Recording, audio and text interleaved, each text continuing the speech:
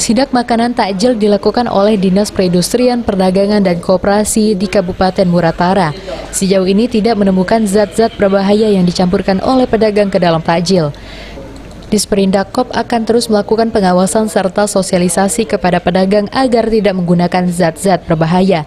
Sejauh ini hanya ditemukan beberapa pedagang yang menggunakan pengawet makanan. Sudah melakukan pengawasan pasar.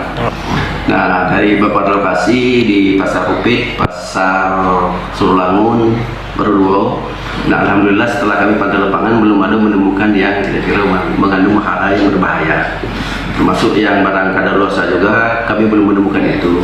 Dan nanti ke depan kami akan bersama tim, mungkin dari Polres, dari Kesehatan, dari PPP, sama Disperindakkop dan yang lain itu akan turun juga bersama sehubungan dengan kalau lagi akan merayakan Hari Raya Idul Fitri, kami turun bersama tim dan memantau kembali.